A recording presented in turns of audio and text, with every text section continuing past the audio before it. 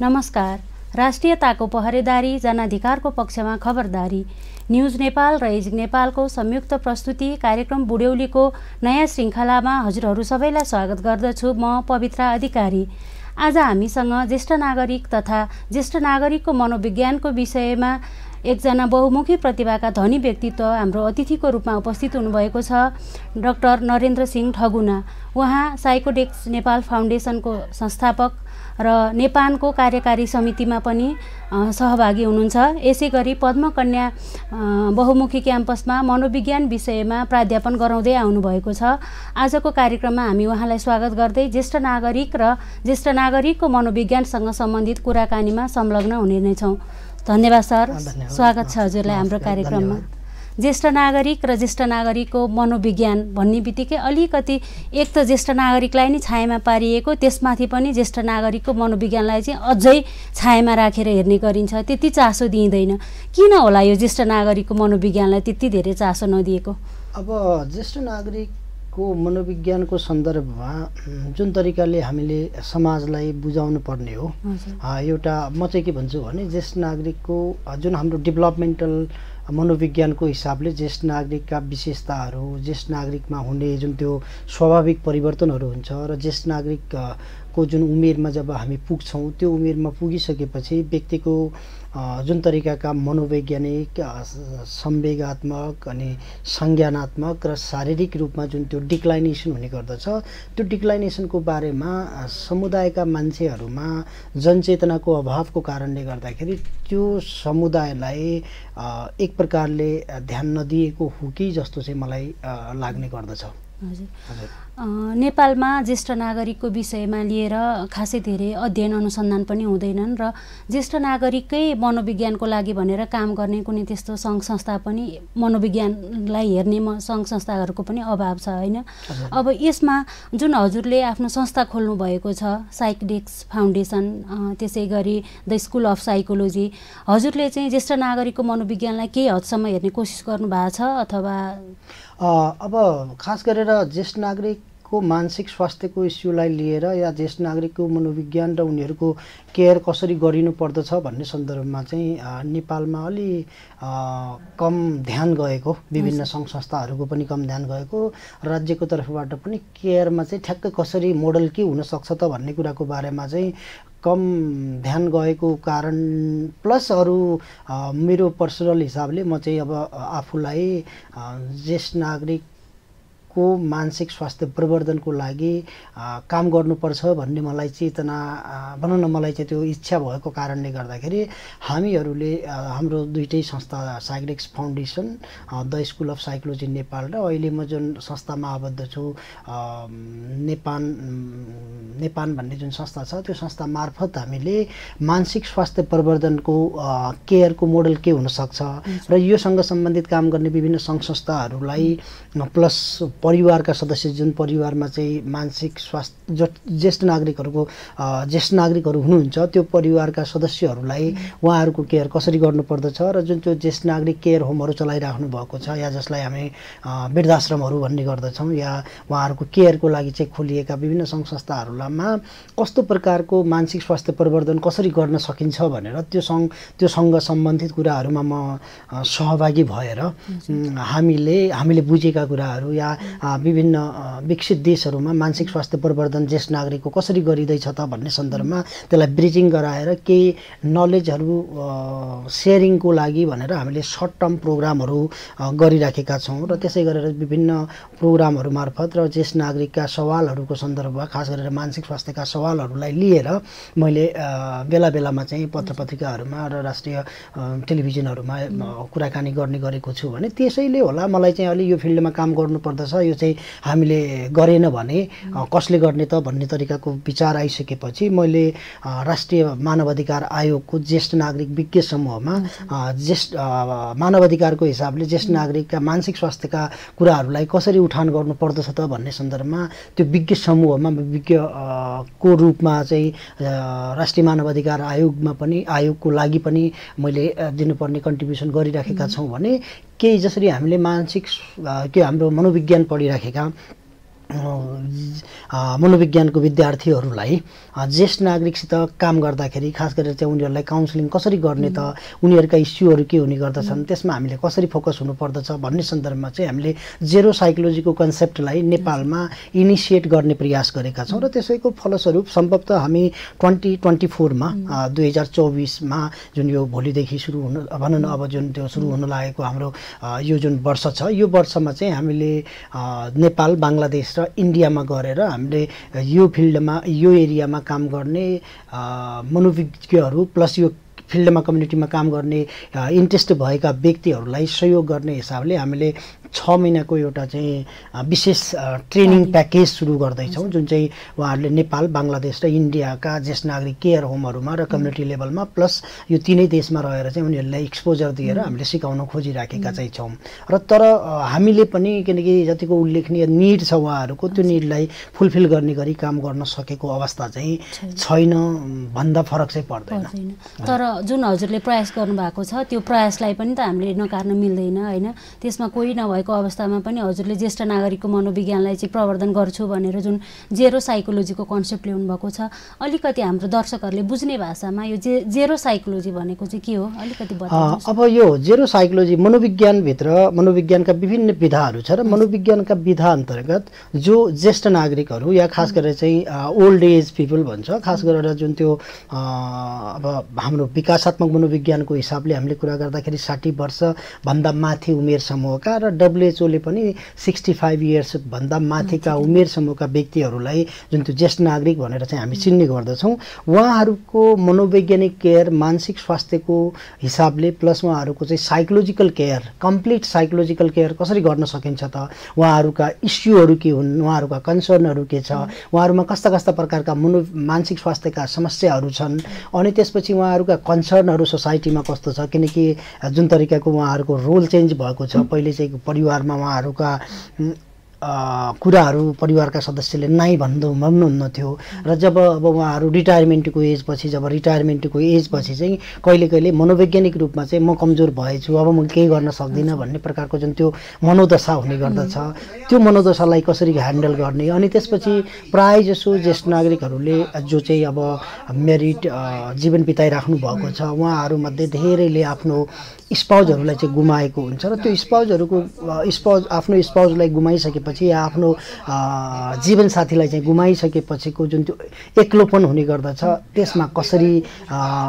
काम गर्ने। अनि त्यसै गरेर चाहिँ उनीहरूलाई चाहिँ प्रायः जसो चाहिँ डिसइङ्गेजमेन्टको थ्योरी भन्छ हामी। डिसइङ्गेजमेन्ट भन्नाले उहाँहरूलाई सामाजिक क्रियाकलापमा हामी सहभागी गराउँदैनौँ र त्यो सहभागी नगराउँदाखेरि कस्तो प्रकारको मनोवैज्ञानिक एक्लोपन उहाँहरूले फिल गर्नुहुन्छ र त्यसलाई कसरी ह्यान्डल गर्ने। र खास गरेर यो ज्येष्ठ नागरिक केयर होमहरू जति पनि चलेका छन्, ती सम्पूर्ण ज्येष्ठ नागरिक केयर होमहरूमा हामीले कम्प्लिट मनोवैज्ञानिक तरिकाको स्याहार सुसार कसरी गर्न सकिन्छ त भन्ने कुराको बारेमा जुन त्यो मनोविज्ञानका विद्यार्थीहरूलाई जुन त्यो हामीले तालिम दिने गर्दछौँ या कसरी केयर गर्ने भन्ने कुराको बारेमा काउन्सिलिङ, मनोपरामर्श कसरी गर्ने भन्ने सन्दर्भमा जुन हामी त्यो विधामा काम गर्ने मनोविज्ञानको नयाँ क्षेत्रको रूपमा हाम्रो जेरो साइकोलोजी इस्टाब्लिस भएको छ। र यो कहिलेकाहीँ धेरै मान्छेहरूले नेपालमा मैले काम गर्ने बेलामा चाहिँ त्यसो भए तपाईँ जेरियाटिक इस्युमा काम गर्ने मान्छे हो भनेर बुझ्नुहुन्छ। र म यो दर्शकहरूलाई चाहिँ के भन्न चाहन्छु भने जेरियाटिक, जेरेन्टोलोजी र जेरो साइकोलोजी इस्यु चाहिँ सबै ज्येष्ठ नागरिकसितै काम गर्ने हो। र मेडिकल मोडलबाट यदि हामी केयरको बारेमा चाहिँ काम गर्छौँ भने त्यो चाहिँ जेरियाटिक भयो, यानि कि मेडिकल हेल्थ प्रोफेसनलहरूले जुन काम गर्नुहुन्छ भने सोसियोलोजिस्टहरूले या सोसियोलोजिस्टहरूले जुन काम गर्नुहुन्छ त्यसलाई चाहिँ जेरेन्टोलोजिकल केयरको कुरा भन्छौँ भने मनोविदहरूले जुन चाहिँ कम्युनिटीमा सहयोग गर्नुपर्छ त्यो उमेरका व्यक्तिहरूलाई भन्ने जुन हाम्रो यो मनोविज्ञानको जुन विधा छ त्यो विधालाई चाहिँ हामी जेरो साइकोलोजी या जेरो मनोविज्ञान भनेर भन्ने गर्दछौँ।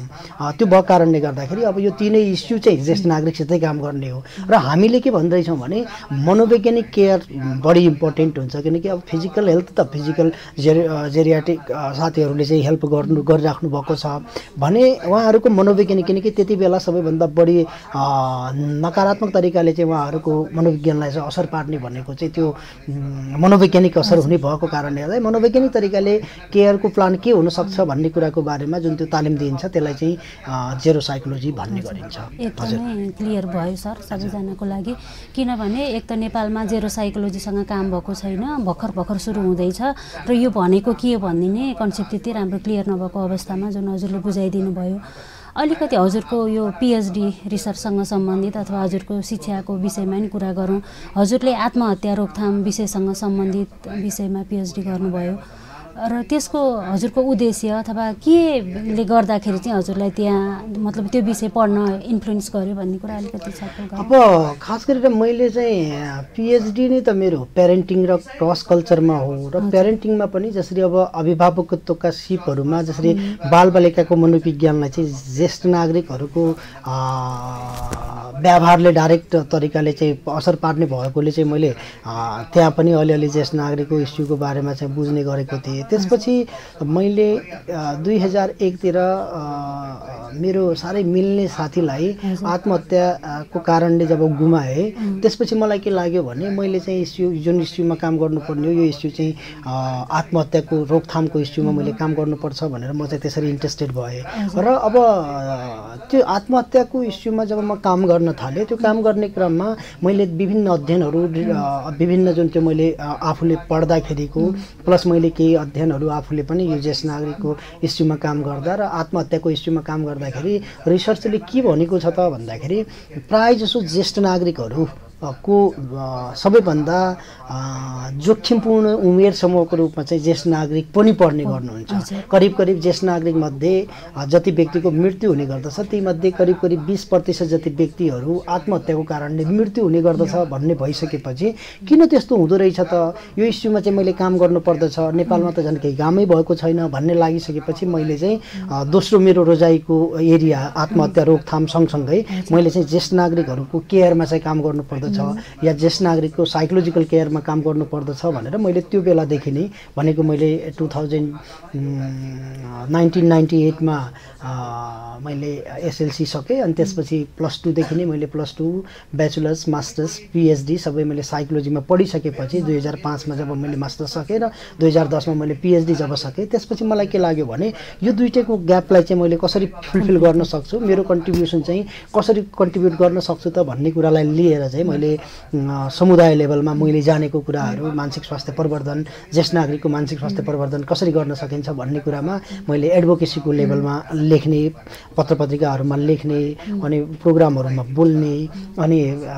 विद्यार्थी र समुदायको बिचमा गएर पनि जो ज्येष्ठ नागरिक केयर होमसँग सम्बन्धित काम गर्ने सङ्घ संस्थाहरू प्लस समुदायका मान्छेहरूलाई पनि परिवारमा कसरी केयर गर्न सकिन्छ त भन्ने कुराको बारेमा मैले सिकेका कुराहरू मैले चाहिँ हस्तान्तरण गर्ने चाहिँ गरिराखेको छु। नलेज एउटा जेनेरेसनबाट दोस्रो जेनेरेसनमा ट्रान्सफर गर्ने काममा चाहिँ मैले सहयोग गरिराखेको छु। हजुर। अब यो आत्महत्याकै कुरा गर्नु पर्दाखेरि चाहिँ यो चाहिँ युवामा धेरै छ भनिन्छ तर ज्येष्ठ नागरिकमा पनि यो रहेछ जुन हजुरले स्टडीबाट पनि थाहा पाउनुभयो।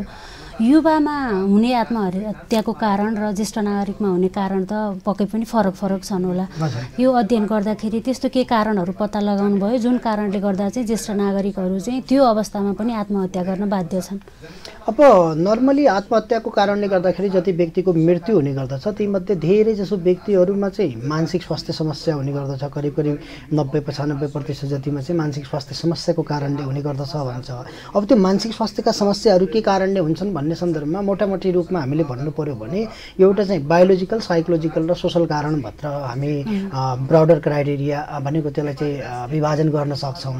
र जसरी अब युवा अवस्थाका व्यक्तिहरूको जुन चाहिँ मृत्युको दोस्रो ठुलो कारण चाहिँ आत्महत्या भनिन्छ भने ज्येष्ठ नागरिकको चाहिँ पहिलो ठुलो मृत्युको कारण चाहिँ आत्महत्या मान्ने प्रकारको चाहिँ जुन डेटाबेसले भन्छ। अब नेपालमा ठ्याक्कै कति छ भन्ने सन्दर्भमा त त्यस्ता अध्ययनहरू भएका छैनन् तर जति पनि हामीले अध्ययन गरेका छौँ ज्येष्ठ नागरिकसँग सम्बन्धित केही अध्ययनहरू, केही मास्टर्सको थेसिसहरू, केही चाहिँ अब मैले हामै इन्ट्रेस्ट भएका ग्रुपहरूसित काम गर्ने बेलामा र एउटा त तपाईँ हामीले पनि यो केयर होममा काम गर्ने व्यक्तिहरूमा मानसिक स्वास्थ्यको जोखिम कस्तो छ त, ज्येष्ठ केयर होममा बसेका ज्येष्ठ नागरिकहरूको मानसिक स्वास्थ्यको समस्या कस्तो छ भन्ने जुन हामीले टुक्रा-टाक्री अध्ययनहरू जुन गरेका छ, त्यो अध्ययनहरूले के देखाउँछ भने करिब करिब हाम्रो जुन त्यो 2वटा 3वटा मैले जति पनि अध्ययनहरूमा चाहिँ सहभागी बनाउन गराएका छौँ हामीले हेरेको, त्यो अब त्यसले चाहिँ देशैको जर्नलाइजेसन गर्न त मिल्दैन, तर पनि जति हामीले काम गरेका छौँ त्यसबाट के चाहिँ इन्डिकेसन हुन्छ भने युवा अवस्थाका व्यक्तिहरूको भन्दा ज्येष्ठ नागरिकहरूको मानसिक स्वास्थ्यको जोखिम चाहिँ बढी छ र त्यसका 2-3वटा कारण हुन सक्छन्। किनकि अब त्यो आत्महत्याको जोखिम बढ्ने मुख्य कारण मैले अघि के भने, एउटा चाहिँ रोल चेन्ज हुन्छ समुदायमा, भनेको परिवारमा रोल चेन्ज हुन्छ, समुदायमा रोल चेन्ज हुन्छ। त्यो रोल चेन्जलाई चाहिँ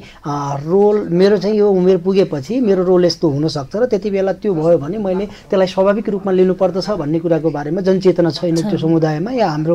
परिवारका सदस्यमा पनि हामीले भन्न सकेका छैनौँ। दोस्रो जुन त्यो डिसइन्गेजमेन्ट विभिन्न कारणले गर्दाखेरि उनीहरू चाहिँ अलि जतिको सहभागी हुनुपर्ने हो क्रियाकलापहरूमा समुदायले पनि सहभागी गराउँदैन। अब बुढेसकाल लाग्यो, अब तपाईँलाई रेस्ट गर्नुहोस्, नगर्दा हुन्छ भन्ने तरिकाको चाहिँ जुन त्यो एक प्रकारको परिवारका सदस्यहरूले जुन त्यो नेग्लेक्ट गर्छ, नेग्लिजेन्सको रिटायरमेन्टको कारणले गर्दाखेरि पनि रिटायरमेन्ट पछिको प्लान छैन। मैले चाहिँ रिटायरमेन्ट पछिको जुन त्यो बुढ्यौलीको समय जुन हुन्छ त्यो समय मैले कसरी व्यवस्थापन गर्ने भन्ने कुराको बारेमा पनि हामीसित खासै त्यो ज्येष्ठ नागरिकहरूसित आफ्नै पनि प्लान नभएको। अनि त्योभन्दा पनि सबैभन्दा महत्त्वपूर्ण कुरा के हो भने, मैले अघि पनि भने प्रायःजसो त्यो उमेरका व्यक्तिहरूले आफ्नो जीवनसाथी गुमाइसकेका हुन्छ। भनेको जीवनसाथी गुमाइसकेपछि एक्लोपन फिल हुन्छ। किनकि अब घर परिवारभित्र पनि के छ, 3वटा जेनेरेसन सँगसँगै बस्छ। 3वटा जेनेरेसनमा किनकि नाति पुस्ताको व्यक्तिलाई हजुरबा पुस्ताको व्यक्तिसित कुराकानी गर्न मन पर्दैन, किनकि त्यो जुन हाम्रो डेभलपमेन्टल पर्सपेक्टिभले जेनेरेसन ग्यापले गर्दाखेरि चाहिँ उनीहरूका दुईटैका इन्ट्रेस्ट फरक फरक हुन्छन्। अब उनीहरूलाई फेरि अब कहिले कहिले के हुन्छ भने साना साना कुरालाई चाहिँ मनमा खेलाइराख्ने बानी हुन्छ त्यो ज्येष्ठ नागरिकहरूको। ती सम्पूर्ण कुराले गर्दाखेरि के हुने गर्दछ त भन्दाखेरि व्यक्तिहरूमा चाहिँ अलि मोनोटोनस लाइफस्टाइल अनि संवेगात्मक र संज्ञानात्मक र संवेगात्मक अवस्थामा चाहिँ बिस्तारै ह्रास हुँदै जानु र शारीरिक रूपमा पनि विभिन्न अङ्ग प्रत्यङ्गहरूमा चाहिँ जुन त्यो बिस्तारै आउने जुन चेन्ज छ, ती सम्पूर्ण चेन्जको कारणले गर्दाखेरि कहिले कहिले व्यक्तिहरूमा चाहिँ नैराश्यता बढी बढ्छ र नैराश्यताको कारणले गर्दाखेरि धेरै व्यक्तिहरूमा मानसिक स्वास्थ्यको जोखिम बढ्छ र त्यसले गर्दाखेरि उहाँहरूमा चाहिँ आत्महत्याको जोखिम चाहिँ बढेको हुनसक्छ भनेर हामीले भन्न सक्ने अवस्था चाहिँ छ। जुन हजुरले गर्नुभएको स्टडीको बेसमा कुरा गर्नु पर्दाखेरि यो सिनियर सिटिजनहरूलाई अब जुन मानसिक समस्या हुने कारणहरू जुन हजुरले भन्नुभयो, त्यसमा एजिङ नेपालबाट पनि एउटा स्टडी गर्दा के देखियो भनेदेखि चाहिँ जुन नयाँ प्रवृत्तिहरू आयो होइन, त्यसमा चाहिँ अब जानकारी नहुनाले गरेर, जस्तो हामी टिभी चलाउँछौँ, मोबाइल फोन चलाउँछौँ, सिनियर सिटिजनहरूलाई चाहिँ त्यो कुराहरूबाट वञ्चित राखियो होइन। यो खाले प्रवृत्तिमूलक शिक्षा, जनचेतनाको कार्यक्रम, तालिमको कार्यक्रमको अभावले गर्दाखेरि पनि ज्येष्ठ नागरिकहरूमा चाहिँ यो मानसिक स्वास्थ्यसँग सम्बन्धित समस्याहरू आउँछ भन्ने निचोड हामीले पनि एउटा सानो सानो स्टेटबाट देख्यौँ। हजुरलाई के लाग्छ यो हुनसक्छ यस्तो कुराहरूले गरेर? अब तपाईँले भनेको कुरालाई जसरी हाम्रो त्यो डिसइन्गेजमेन्ट थ्योरी भनेर जुन भनेको छ नि, अब भनेको ज्येष्ठ नागरिकको फिल्डमा काम गरेका विभिन्न थ्योरिस्टहरूले चाहिँ एउटा थ्योरी सजेस्ट गर्नुभएको छ। त्यसमा चाहिँ डिसइन्गेजमेन्टको कारणले गर्दाखेरि व्यक्तिहरूमा चाहिँ त्यस्ता प्रकारका थटहरू आउँछ भन्ने तरिकाको चाहिँ भनाइ जुन छ। किनकि डिसइन्गेजमेन्टको थ्योरीले पनि के भन्छ भने हामी उहाँहरूलाई सहभागी गराउँदैनौँ। सहभागी नगराए एकातिर चाहिँ उहाँहरू उसै शारीरिक रूपमा चाहिँ परनिर्भरता बढ्दै गइराखेको हुन्छ। दोस्रोतिर चाहिँ हामीले समाजका व्यक्तिले पनि उहाँहरूलाई चाहिँ क्रियाकलापहरूमा सहभागी गराउँदा तपाईँले सक्नुहुन्न, नगर्दा हुन्छ भन्ने तरिकाको भनिन्छ। र त्यो सम्पूर्ण कुराले गर्दाखेरि काहीँ न काहीँ चाहिँ उनीहरूमा नैराश्यता या नेगेटिभिटी, आफूप्रति चाहिँ नकारात्मकता फैलिने या आफूप्रति नै हेर्ने दृष्टिकोण कमजोर हुने। अब तर सबै व्यक्तिहरूमा त्यस्तो हुने चाहिँ होइन, किनभने मैले अघि पनि भने कहिलेकाहीँ जुन व्यक्तिले चाहिँ आफ्नो जीवनमा प्रोग्रेस कतिको गरेको छ, उसले जे चाहन्छु भनेको थियो त्यो अनुसारको चाहिँ यदि उपलब्धि प्राप्त गरेको छ भने उनीहरूको क्वालिटी अफ लाइफ राम्रो पनि छ, केही अध्ययनले त्यस्तो देखाउँछ। र त्यो सँगसँगै अर्को चाहिँ के हो त भन्दाखेरि जसरी जसले चाहिँ रिटायरमेन्ट पछिको या जसरी 60 वर्ष पुरा भइसकेपछि म आफ्नो जीवन कसरी बिताउँछु भन्ने सन्दर्भमा जुन एउटा प्लान गरेको हुन्छ, मेरो चाहिँ प्लान यो हुनेछ, यसरी हुनेछ भन्ने जुन कुरा छ, ती कुराहरूले। अनि जसले चाहिँ के छ त भन्दाखेरि आर्थिक रूपमा चाहिँ सम्पन्नता छ, मैले चाहिँ भनेको आफ्नो लागि लागि चाहिँ आर्थिक सम्पन्नताको हिसाबले पनि उनीहरूले चाहिँ सबै कुरा व्यवस्थित गर्न सक्ने व्यक्तिहरूमा चाहिँ त्यस्तो रिस्क स्लाइटली कम देखिएको देखिन्छ। तर नर्मली चाहिँ त्यो प्लान पनि हुँदैन, किनकि प्लान के गर्दा हुन्छ, कसरी गर्ने भन्ने कुराको बारेमा चाहिँ हाम्रो शिक्षामा चाहिँ कहीँ सिकाएनौँ हामीले। किनकि त्यो त हामीलाई अहिलेको उमेरमा सिकायो भने नि हामीले त्यही अनुसारले मेन्टली आफू प्रिपेयर हुँदै जान्छौँ होला नि त। त्यो चाहिँ कहीँ पनि सिकाइएन, न समाजले सिकायो, न परिवारबाट सिक्यौँ, न हाम्रो शिक्षाले सिकायो। त्यो कहीँ नसिकेपछि त के भयो त भन्दाखेरि एकैचोटि हुँदाखेरि चाहिँ के भयो त भन्दाखेरि म त भनेको एक प्रकारको चाहिँ त्यो एडजस्टमेन्टको इस्यु भयो। म चाहिँ मानसिक रूपमा उसले चाहिँ एक्सेप्टेन्स भएन नि त। त्यसले गर्दाखेरि मानसिक स्वास्थ्यको जोखिमहरू या त्यस्ता इस्युहरू जोखिमहरू चाहिँ बढेको चाहिँ देखिन सक्छ भनेर भन्छ। त्यो तपाईँले भनेको कुरा र जो डिसइन्गेजमेन्टको थ्योरीले चाहिँ भन्छ त्यो कुरासित चाहिँ आई थिङ्क हाम्रो सोसाइटीमा पनि त्यस्तो प्रकारको चाहिँ अवस्था छ। हजुर चाहिँ अब यो नेपाल कार्यकारी समूहमा पनि संलग्न हुनुहुन्छ। यो संस्थाले पनि ज्येष्ठ नागरिकको विभिन्न अध्ययन अनुसन्धान अथवा ज्येष्ठ नागरिकसँग सम्बन्धित कामहरू धेरै गर्दै आउनुभएको छ। अब हजुरले मनोवैज्ञानिक पक्षबाट पनि हेर्नुहुन्छ र त्यहाँ ज्येष्ठ नागरिकलाई पनि हेर्नुहुन्छ। ज्येष्ठ नागरिकलाई चाहिँ मानसिक रूपमा एउटा स्वस्थ राख्नको लागि घर परिवारको सदस्यले अथवा ज्येष्ठ नागरिक स्वयंले चाहिँ के गर्नुभयो भनेदेखि चाहिँ उहाँहरूले मानसिक रूपमा स्वस्थ जीवन बिताउन सक्नुहुन्छ होला? अब नेपाल कार्यकारी समूह जुन त्यो नेटवर्क छ, नेसनल पार्टिसिपेटरी एक्सन नेटवर्क भनेर जुन भन्ने गर्दछौँ, त्यसको एउटा मेन थिम नै पार्टिसिपेटरी हुनुपर्छ भन्ने जुन छ, भनेको सहभागितामूलक हुनु पर्यो भन्ने जुन चाहिँ थिम छ, त्यो थिम चाहिँ मलाई लाग्छ ज्येष्ठ नागरिकको केयरको लागि सबैभन्दा बढी सार्थक हुन्छ। किनकि त्यहाँनिर जब सहभागितामूलक भनेको के हो भने एउटा चाहिँ कसलाई सहभागी गराउने त त्यो उहाँहरूको केयरको लागि भन्दाखेरि एउटा त त्यही व्यक्तिलाई उसले के चाहनुहुन्छ, जुन त्यो हामी बालबालिकासित काम गर्दाखेरि बेस्ट इन्ट्रेस्ट हेर भन्छौँ नि, त्यो ज्येष्ठ नागरिकको बेस्ट इन्ट्रेस्ट के हुन्छ नि त्यति बेला त्यो कुरामा हामीले ध्यान दिनु पर्यो। अनि त्यो कहीँ न कहीँ चाहिँ हाम्रो हेल्दी एजिङको जुन डिकेटले पनि कहीँ न कहीँ उनीहरूको चाहिँ हेल्दी कसरी बनाउन सकिन्छ त्यसमा ध्यान दियो भन्ने भनेको छ। एउटा चाहिँ उहाँहरू आफैलाई सहभागी गराउनु पर्यो। अनि दोस्रो चाहिँ सबैभन्दा महत्त्वपूर्ण कुरा जुन चाहिँ अब अहिले हाम्रोमा पनि र विश्वव्यापी रूपमै के छ भन्दाखेरि ज्येष्ठ नागरिक केयर होमहरूमा चाहिँ राख्ने कुराको प्रचलन बढेको छ, विभिन्न कारणले होला। किनकि त्यसमा चाहिँ अब पहिलेको जेनेरेसनभन्दा अहिलेको जेनेरेसनमा अलिक कामको व्यस्तता बढी भयो, घरमा आफूले केयर गर्न सकेन, हामीले चाहिँ ज्येष्ठ नागरिक केयर होममा राखिदिउँ नि त भन्ने प्रकारको कन्सेप्ट सुरु भयो। तर अब त्यो कन्सेप्टले रिसर्चले के देखाउँछ भने ज्येष्ठ नागरिक केयर होममा रहने व्यक्तिहरूमा मानसिक स्वास्थ्यको जोखिम घरमा बस्ने भन्दा बढी छ। किनकि त्यो हामीले गरेको अध्ययनहरूले पनि देखाएको छ र विश्वव्यापी रूपमा गरेका केही अध्ययनहरूलाई आधार मान्दाखेरि पनि ज्येष्ठ नागरिक केयर होममा बस्ने व्यक्तिहरूमा करिब 27% जति र घरमा बस्ने व्यक्तिहरूमा करिब 20% जति मानसिक स्वास्थ्यको जोखिम छ भन्ने तरिकाले देखाएको छ। त्यो भएको कारणले गर्दाखेरि एउटा चाहिँ हामीले के गर्नु पर्यो त भन्दा परिवारका सदस्यले उहाँहरूको लागि कसरी हेरचाहको चाहिँ मेकानिजम बनाउने त भन्ने सन्दर्भमा चाहिँ परिवार पनि सहभागी हुनु पर्यो। उहाँहरू के चाहनुहुन्छ उहाँहरूलाई पनि सहभागी गराउने। अनि त्यसै गरी चाहिँ जसरी तिनवटै जेनेरेसनका व्यक्तिहरू भनेको हजुरबुवा जेनेरेसनको र बुवा जेनेरेसन र छोरा जेनेरेसनको जुन त्यो नाति जेनेरेसन तीनवटै जेनेरेसनका व्यक्तिहरूलाई पनि सँगसँगै कहिलेकाहीँ चाहिँ वातावरण दिनु पर्यो हामीले। त्यो सँगसँगै जुन हामी पोलिसी मेकरहरू छौँ, पोलिसी मेकिङमा जब राज्यको तर्फबाट जुन चाहिँ हाम्रा पोलिसीहरू भन्छन् पोलिसीहरूमा पनि हामीले के एस्योर गर्नु पर्यो भने समुदायका व्यक्तिहरूको पार्टिसिपेसन कहाँनिर हुने या त्यो परिवारका सदस्यहरूको पार्टिसिपेसन कहाँनिर गराउन सकिन्छ भन्ने कुराको बारेमा हामीले चाहिँ त्यहाँनिर एडभोकेसी गर्नु पर्यो भनेको त्यो भन्नु पर्यो क्या। त्यो सबैलाई चाहिँ मिल्ने गरेको समुदायका व्यक्तिहरू, परिवारका व्यक्तिहरू, छिमेकीहरू अनि त्यसपछि राज्यका निकायहरू प्लस त्यो ज्येष्ठ नागरिक आफै सबैले चाहिँ इन्टिग्रेटेड रूपमा या पार्टिसिपेटरी तरिकाले सबैको सहभागीमूलक प्रतिनिधित्व हुने गरी हामीले कस्तो प्रकारको केयर गर्यो भने उहाँहरूको बेस्ट इन्ट्रेस्टलाई चाहिँ मिट गर्न सक्छौँ त भन्ने सन्दर्भमा चाहिँ हामीले बहस गर्नु पर्यो, सोध्नु पर्यो उहाँहरूसित। त्यस्तै तरिकाको चाहिँ हाम्रा पोलिसीहरूमा पनि रिफर्म गर्नुपर्नेमा चाहिँ त्यहाँ त्यो चाहिँ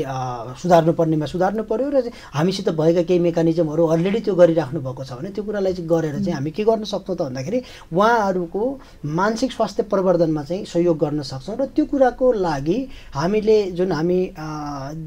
जो नेपालले पनि आफ्नो तर्फबाट गर्नुपर्ने जसरी उहाँहरूलाई राज्यको तर्फबाट जसरी सोसल सेक्युरिटीका एलाउन्सेसहरूदेखि लिएर पोलिसी लेभलमा इन्टिग्रेसनदेखि लिएर कस्तो अवस्था छ के छ भन्ने कुराको बारेमा चाहिँ हामीले पोलिसी ग्यापमा पनि हेरिराखेका छौँ भने एट द सेम टाइम चाहिँ अहिले हामीले भनेको नेपालले त धेरै कुरामा काम गर्छ, तर तीमध्येको चाहिँ ज्येष्ठ नागरिकको केयरको लागि चाहिँ कम्प्लिट मेन्टल हेल्थ केयरको या कम्प्लिट केयर प्रोग्राम के हुनसक्छ त भन्ने सन्दर्भमा चाहिँ हामीले अहिले छलफल बहसहरू चलाइराखेका छौँ। र त्यसको लागि हामीले जसरी राष्ट्रिय मानवाधिकार आयोग अनि त्यसपछि नेपाल सरकारका सम्बन्धित निकायहरू सँग गरिराखेका छौँ। र अर्को हामीले काम गर्दाखेरि चाहिँ के हुनु पर्यो भने यो इन्टरडिसिप्लिनरी प्रोफेसनका मान्छेहरूले पनि एकै ठाउँमा रहेर चाहिँ कसरी काम गर्न सकिन्छ भन्ने कुरामा ध्यान दिन सक्यौँ भने मलाई लाग्छ हामी बेस्ट मेन्टल हेल्थको प्रमोसन चाहिँ ज्येष्ठ नागरिकको मेन्टल हेल्थको प्रमोसन चाहिँ community based mental health promotion चाहिँ गर्न सक्ने अवस्थामा चाहिँ हामी पुग्छौँ। हजुर, अनि जुन सिनियर सिटिजन अथवा ज्येष्ठ नागरिक आफैले गर्नुपर्ने भनेको चाहिँ कतिपय ज्येष्ठ नागरिकहरूको अब जस्तो अघि नै हजुरले भन्नुभयो अवकाश पछिको चाहिँ प्लान योजना छैन होइन, के गर्ने त, हिजोसम्म काम गरिरहनु भएको थियो, आज रिटायर हुनुभयो, उहाँको कुनै योजना छैन होइन। अनि घर परिवारमा पनि अब नयाँ पुस्तासँग घुलमिल हुनको लागि अलिकति त्यो चेन्जलाई एक्सेप्ट गर्नको लागि परिवर्तन नयाँ नयाँ हुँदैछ त्यसलाई पनि आत्मसात गर्नको लागि ज्येष्ठ नागरिक अलिकति तयार नभएको अवस्थामा पनि उहाँहरूलाई चाहिँ मानसिक स्वास्थ्यसँग सम्बन्धित समस्याहरू देखिन सक्छन्। यो साथसाथै जुन हजुरले अघि नै सहभागीमूलक कामहरू भन्नुभयो, जस्तो समाजमा पनि धेरै सहभागीमूलक कामहरू हुन सक्छन्। अहिले वडामा चाहिँ ज्येष्ठ नागरिक सेवा केन्द्रहरू बनाउने, दिवा सेवा केन्द्रमा भन्ने, यसरी ज्येष्ठ नागरिकहरू सहभागी हुनुभयो भने चाहिँ उहाँहरूलाई पनि मानसिक स्वास्थ्य समस्याबाट टाढा ल्याउन सकिने भयो भने एउटा परिवारमा पनि राम्रो वातावरण सकारात्मकता ल्याउन सकिन्छ है। यो बाहेक अरू ज्येष्ठ नागरिकले चाहिँ जुन अब जस्तो शारीरिक रोगको कारणले गरेर पनि मानसिक समस्या देखिन्छ भन्ने कुराहरू आइरहेको छ, यसमा चाहिँ के छ हजुरको भनाइ? अब एउटा कुरा के हो भने शारीरिक रोगको र मानसिक रोगको बिचमा चाहिँ पोजिटिभ कोरिलेसन हुन्छ, त्यो त सबैलाई थाहा छ। किनकि मन राम्रो भए शरीरलाई सहयोग गर्छ, शरीर स्वस्थ भए मनलाई स्वस्थ बनाउने हो। त्यो भएको कारणले गर्दाखेरि यो दुइटैलाई चाहिँ सेपरेट तरिकाले हेर्नुपर्छ भन्ने छैन। तर अब एउटा कुरा हामीले बुझ्नुपर्ने के हो भने ज्येष्ठ नागरिकको शारीरिक डिटोरिएसन हुन्छ, त्यसमा चाहिँ शङ्कै छैन। सबैको हुने हो, हाम्रो मात्रै होइन, हाम्रो जेनेरेसन या हाम्रो नेपालमा मात्रै होइन, संसारैभरिका ज्येष्ठ नागरिकहरूमा चाहिँ जब उमेर बढ्दै जान्छ, जसरी खास गरेर चाहिँ 60 वर्षभन्दा माथि जब लाग्न थाल्छौँ, त्यसपछि चाहिँ शारीरिक रूपमा चाहिँ बिस्तारै चाहिँ विभिन्न एरियामा चाहिँ के हुन्छ त भन्दाखेरि डिटोरिएसन हुँदै जान्छ। र अब त्यस्तो बेलामा शारीरिक रोगहरू, त्यही भएर अब के हो त भन्दाखेरि शारीरिक रोगले मानसिक रोगलाई चाहिँ सहयोग गर्छ। त्यो भएको कारणले गर्दा अब ज्येष्ठ नागरिकहरूको चाहिँ मैले अलरेडी हामीले अघि नैदेखि कुरा गरिराखेका छौँ, विभिन्न डिसइङ्गेजमेन्ट होस् या विभिन्न उहाँहरूलाई चाहिँ बाइपास गर्ने, अब विभिन्न प्रकारका पोलिसी लेभलमा प्लस काम पनि बिस्तारै नपाउने, परिवारका सदस्यले पनि उहाँहरूलाई रिस्पोन्सिबिलिटीहरू बिस्तारै कम गर्दै जाने, यी सम्पूर्ण कुराले के हुन्छ त भन्दा उहाँहरूको फिजिकल एक्टिभिटीमा त सहभागिता कम हुन्छ। फिजिकल एक्टिभिटी त्यही भएर चाहिँ के हो त धेरै जसरी नर्मली उहाँहरूको न्युरोप्लास्टिसिटीलाई चाहिँ बढाउनुको लागि हामीले के ध्यान दिनु पर्यो त भन्दाखेरि उहाँहरूको शारीरिक क्रियाकलापमा सहभागिता हुनु पर्यो नि त। शारीरिक क्रियाकलापमा सहभागी हुनु ठिकै छ, हामीले जस्तो 2 घन्टा 3 घन्टा चाहिँ के भन्छ त भन्दाखेरि उहाँहरूले फोकस्ड एक्सर्साइज नगरे पनि जस्ट उहाँहरूलाई नगरी नहुने, हप्तामा नगरी नहुने एक्टिभिटीको लागि बिहान बेलुकी यसो घुमफिर गर्ने कुराहरू हुन सक्छन्। नजिकै चाहिँ बारीमा या तपाईँको चाहिँ त्यो जुन नजिकैको चाहिँ पार्कहरूमा या नजिकैको चाहिँ तपाईँको मन्दिरहरूमा या जसरी जुनीहरूको चाहिँ रिलिजन छ त्यो रिलिजन अनुसारका चाहिँ रिलिजियस प्र्याक्टिसहरूमा इङ्गेज हुने, त्यसै गरेर चाहिँ विभिन्न प्रकारका भक्ति सङ्गीतहरूमा चाहिँ सहभागिता गरायो भने र यो मनको कुरा त्यो मनले बुझ्ने नेटवर्कहरूसित जोड दियौँ भने, जस्तै तपाईँका चाहिँ ज्येष्ठ नागरिकका केयर समूहहरू बनाएर क्या उनीहरूको मात्रै बोलाएर, जुन अहिले हाम्रो राज्यले एउटा कन्सेप्ट ल्याएको छ जो ज्येष्ठ नागरिक को दिवा सेवा भनेर भनेको छ। दिवा सेवा केन्द्रहरूमा चाहिँ बिहान बेला हुनुहुन्छ, दिउँसोभरि बस्नुहुन्छ, फेरि घर आफै जानुहुन्छ। त्यो तरिकाले त्यहाँ पनि के हो त भन्दाखेरि अब त्यो साइकोलोजिकल केयर प्रोभाइड गराउनु पर्यो। तर अब हाम्रो के छ त भन्दा साइकोलोजिकलको मिनिमम स्ट्यान्डर्डलाई चाहिँ फलो गरिएको छैन। केयर होमहरू त हामीले खोल्यौँ, केयर होमहरूमा आजको मितिमा तपाईँ किनकि 300 भन्दा बढी केयर होमहरू नेपालमा छ भन्ने विभिन्न डेटाहरूले भन्छ र तीमध्ये साइकोलोजिकल केयरको मिनिमम स्ट्यान्डर्ड जति फलो गर भनेर जुन चाहिँ सजेस्ट गरिएको छ, विज्ञहरूले जुन सजेस्ट गरिएको छ, मलाई लाग्दैन कि तीमध्ये अधिकांशले चाहिँ त्यो प्रक्रिया पुरा गरेको छैन। जति मैले भिजिट गरेको छु एटलिस्ट मैले त्यतिमा चाहिँ देखेको छैन। त्यो भएको कारणले गर्दाखेरि अब कसरी गर्ने हो भनेर, किनकि अब त्यो चलेका चाहिँ जुन केयर होमहरू छ त्यसले मिनिमम मापदण्ड अप्नाएको छ कि छैन भन्ने कुराको बारेमा मोनिटरिङ राज्यको तर्फबाट पनि हुनु पर्यो र त्यसमा चाहिँ मोनिटरिङको काम या एडभोकेसीको काम गर्ने काम चाहिँ तपाईँ हामी जस्तो संस्थाहरू सङ्घ संस्थाका यो एडभोकेटहरू छौँ हामी भनेको त्यसको लागि लबिङ गर्ने जुन जुन सङ्घ संस्थाहरू छ त्यसले गरिदिनु पर्यो। अनि त्यसको लागि चाहिँ प्रोपर तरिकाको अध्ययन पनि त हुनु पर्यो नि त, कुन ठाउँमा कहाँ के ग्याप छ भन्ने कुराको बारेमा अध्ययनै छैन हाम्रोमा। त्यो भएको कारणले गर्दाखेरि नेपाल लगायतका जसरी एजिङ नेपाल अनि त्यसै गरी चाहिँ जति पनि ज्येष्ठ नागरिकसँग सम्बन्धित काम गर्ने सङ्घ संस्थाहरू छ, जसरी ज्येष्ठ नागरिक महासङ्घ नै भयो, मिनिमम क्राइटेरिया यो ध्यान दियो। अनि ज्येष्ठ नागरिकको जुन त्यो हाम्रो चाहिँ राज्यको तर्फबाट पनि जुन त्यो हाम्रा निकायहरू छन् इन्टर एजेन्सी, जुन विभिन्न इन्टर एजेन्सीमा चाहिँ एक दोस्रोसित कोअर्डिनेसन गरेर त्यो चाहिँ प्रोपर तरिकाले भएको छ कि छैन भन्ने। अनि त्यसमा चाहिँ निगरानीको काम चाहिँ मलाई लाग्छ राष्ट्रिय मानवाधिकार आयोगले पनि गर्नु पर्यो। ती सम्पूर्ण कुराहरू सबैले मिलेर काम गर्यो भने सम्भवतः हामी चाहिँ चेन्ज ल्याउन सक्छौँ। र शारीरिक रोगहरूको कारणले गर्दाखेरि मानसिक रोगहरू लाग्ने, जस्तै मानसिक रोगहरूमा पनि तपाईँको प्रायः जसो देखिने भनेको डिमेन्सिया हुनसक्छ, अनि त्यसै अल्जाइमर, डिमेन्सिया, अनि त्यसै गरेर चाहिँ डिप्रेसन लगायतका त्यस्ता विभिन्न जुन रोगहरू हुने गर्दछन्, त्यो रोगहरू जुन चाहिँ बढी मात्रामा देखिन्छ, ती रोगहरूलाई चाहिँ नियन्त्रण गर्नको लागि राज्यको तर्फबाट पनि ध्यान दिनु पर्यो। केही नभएको पनि होइन, भइरहेछ।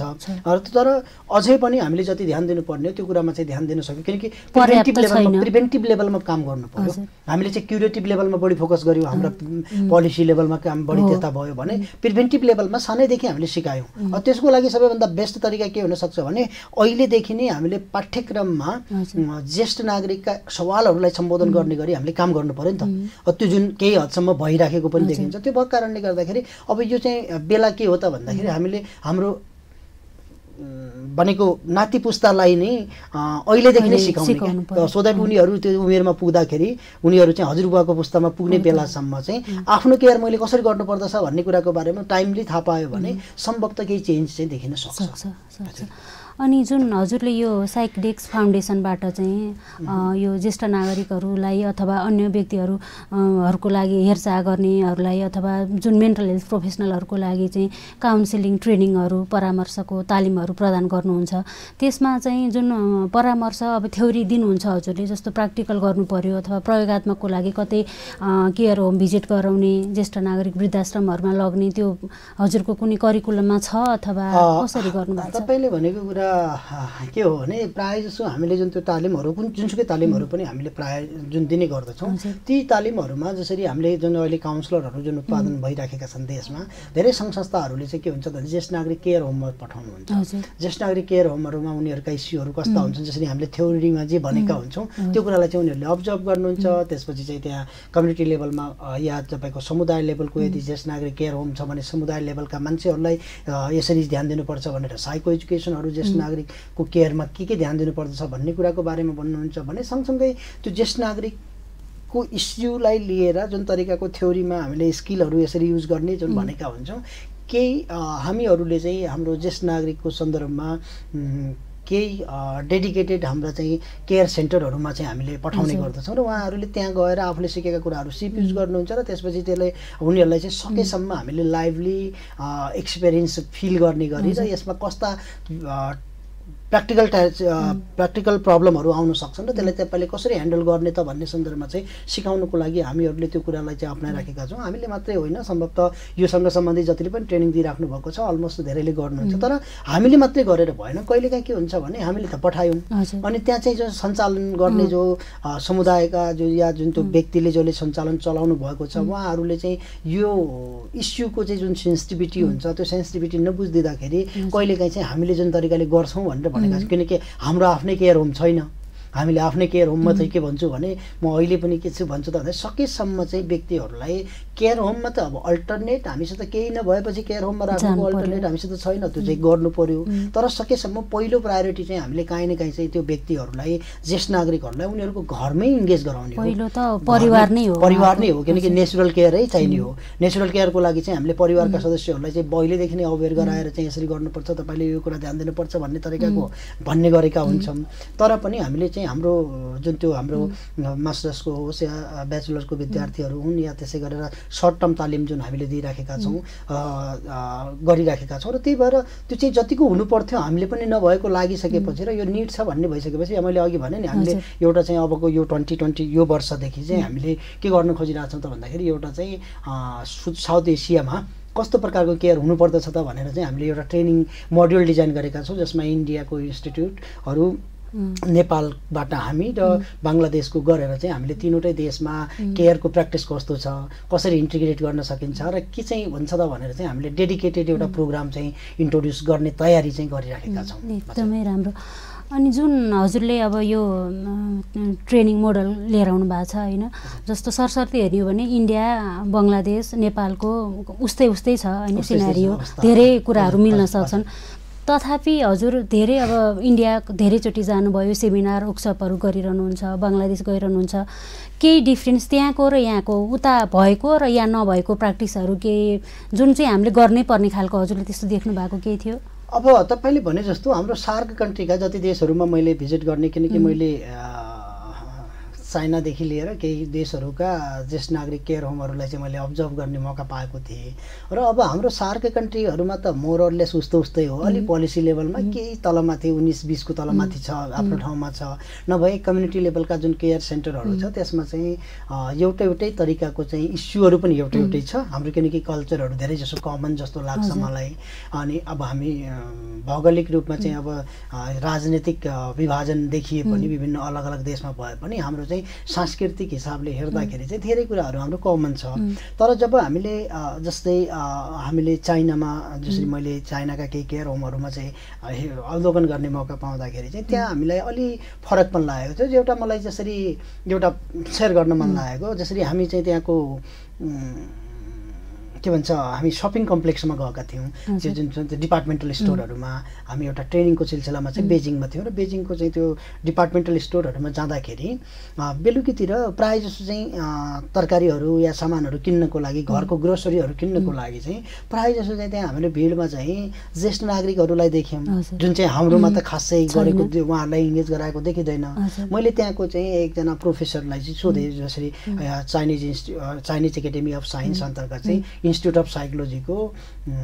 प्रोफेसरलाई, एकजना प्रोफेसर सरलाई चाहिँ मैले सोद्धाखेरि होइन हामीले यस्तो यस्तो देख्यौँ के हो त भनेर मैले जब उहाँलाई प्रश्न गर्दाखेरि उहाँले के भन्नुभयो भने हाम्रोमा चाहिँ उहाँ पनि ज्येष्ठ नागरिकको इस्युमा काम गर्नुहुन्थ्यो, त्यो चाइनामा चाहिँ ज्येष्ठ नागरिकको जुन त्यो नेटवर्क छ त्यसको चाहिँ लिड गरिराख्नु भएको थियो त्यति बेला। र त्यसपछि उहाँले के भन्नुभयो भने हाम्रोमा चाहिँ यस्तो छ, जसरी 60 वर्ष या अलि उमेर पुगिसकेका व्यक्तिहरू मात्रै यो ग्रोसरी किन्न सक्ने जति, आउन सक्ने जति चाहिँ आफै आएर पर्चेस गर्नुहुन्छ, किनकि त्यो गर्दाखेरि उहाँहरूलाई मैले के गरेँ, मैले केही कन्ट्रिब्युट गरेँ जस्तो पनि लाग्छ। अनि दोस्रो चाहिँ मेरो चाहिँ इम्पोर्टेन्स अहिले पनि परिवारले चाहिँ दिएकै छ भन्ने लाग्छ। अलिअलि मुभमेन्ट पनि भयो, हिडडुल पनि भयो, त्यही भएर चाहिँ यहाँ चाहिँ यस्तो तरिकाको चाहिँ प्र्याक्टिस छ भनेको थियो। र जुन मलाई चाहिँ अलि हाम्रोमा भन्दा अलि फरक लागेको थियो। त्यो भएको कारणले गर्दाखेरि अब हामीले अनि अर्को चाहिँ साइकोलोजिकल केयर सहितको चाहिँ हाम्रो केयरको प्र्याक्टिस जुन चाहिँ हाम्रो, मैले अघिदेखि भनिरहेको छु, जेरो साइकोलोजीले चाहिँ एउटा युनिभर्सल यस्तो मोडल हुनुपर्दछ है, केयरको चाहिँ यस्तो मोडल हुनुपर्छ जुन भनिएको छ, त्यो मोडललाई चाहिँ आधारित भएर हाम्रोमा चाहिँ खासै काम भएको छैन। र न चाहिँ हामी यो फिल्डमा काम गर्ने प्रोफेसनलहरूलाई पनि थाहा छैन, इभन साइकोलोजीकै फिल्डमा काम गर्ने या सोसल वर्ककै फिल्डमा काम गर्ने साथीहरू जो चाहिँ जेरियाट्रिक सोसल वर्कमा के भन्छ तपाईँको चाहिँ के भन्छ त भन्दा साइकाट्रिक सोसल वर्कमा जुन काम गर्ने साथीहरूलाई पनि आइडिया नभएको कारणले गर्दाखेरि हाम्रो जस्तोमा चाहिँ नसिकाइने भएकोले अहिले बिस्तारै अहिले सानो सानो टुक्रा टाक्री चाहिँ के छ भन्दा तपाईँको चाहिँ सिलेबसहरूमा चाहिँ राख्नु त राखेको छ, तर त्यो पर्याप्त छैन, प्र्याक्टिकल छैन। त्यो भएको कारणले गर्दाखेरि यसलाई प्र्याक्टिकल मोडल चाहिँ यसरी गर्नुपर्दछ भनेर डेडिकेटेड केही इन्स्टिट्युसनहरूसित चाहिँ हाम्रो चाहिँ केयर होमहरूसित नै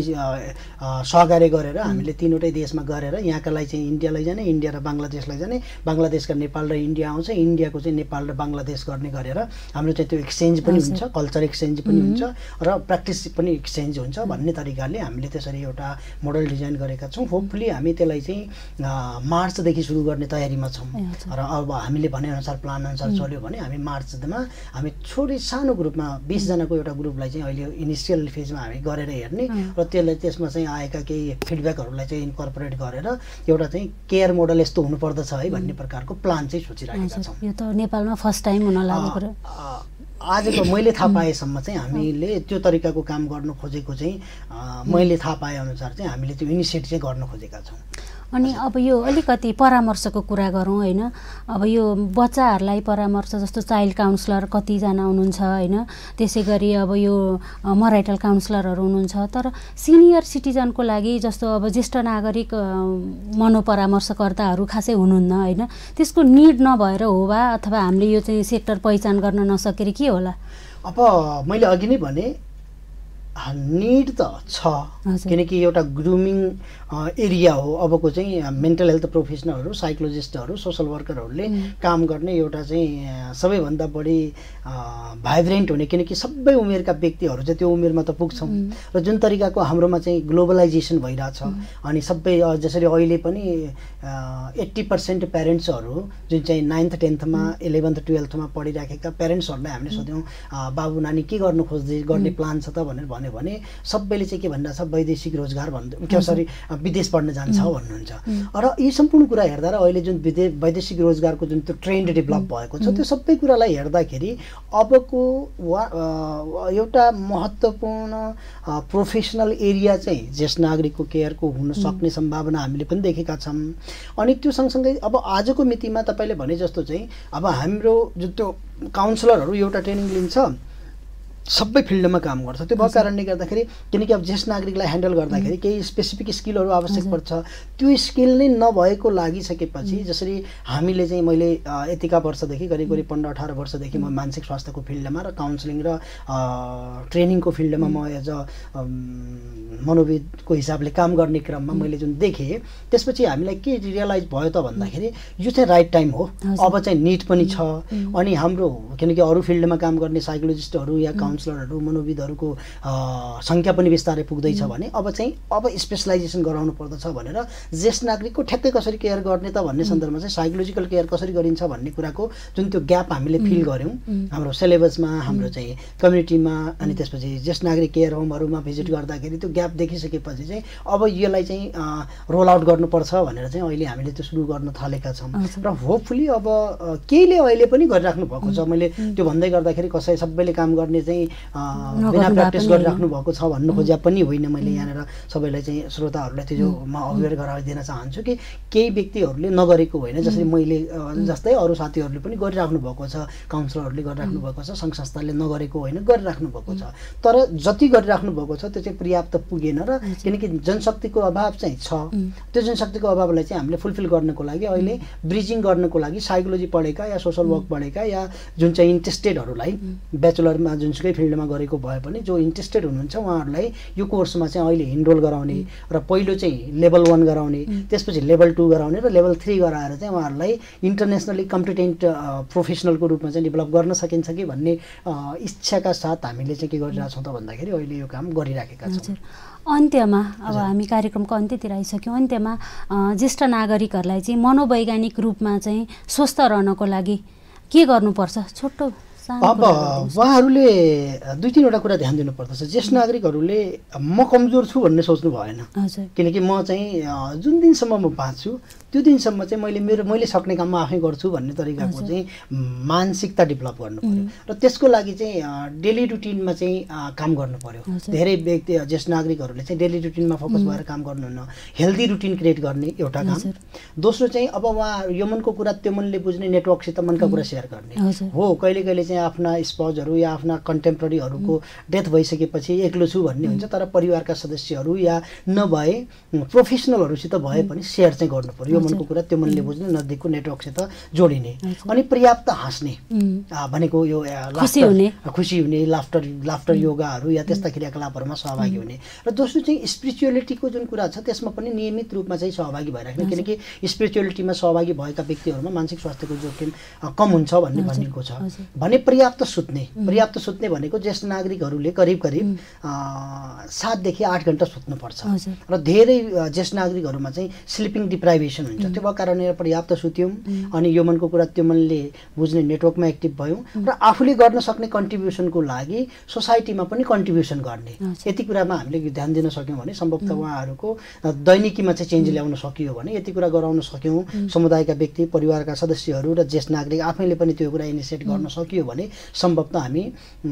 सुखद बुढ्यौलीको चाहिँ कल्पना गर्न सक्छौँ। हजुर धेरै धेरै धन्यवाद हजुरको समयको लागि हाम्रो स्टुडियोमा आउनुभयो। फेरि पनि हजुरलाई धेरै धन्यवाद दिँदै बिदा हुन्छु। हस् धन्यवाद मेरो कुरा राख्ने मौका दिनुभयो त्यसको लागि तपाईँ लगायत इन्टायर टिमलाई चाहिँ धेरै धेरै धन्यवाद। थ्याङ्क यू धन्यवाद। दर्शकवृन्द आज हामीले ज्येष्ठ नागरिक र ज्येष्ठ नागरिकको मानसिक स्वास्थ्यसँग सम्बन्धित रूपमा रहेर डाक्टर नरेन्द्र सिंह ठगुनासँग कुराकानी गऱ्यौँ। उहाँले मनोविज्ञानको क्षेत्रमा र स्पेसली ज्येष्ठ नागरिकको मनोविज्ञानको क्षेत्रमा चाहिँ धेरै काम गर्दै आउनुभएको छ। अब आजको कार्यक्रमबाट बिदा माग्दछु। हजुरहरूलाई यो कार्यक्रम कस्तो लाग्दछ हजुरहरूको प्रतिक्रिया दिँदै गर्नुहोला। यति भन्दै अर्को हप्ता फेरि भेट्ने बाचासहित बिदा हुन्छु। नमस्ते।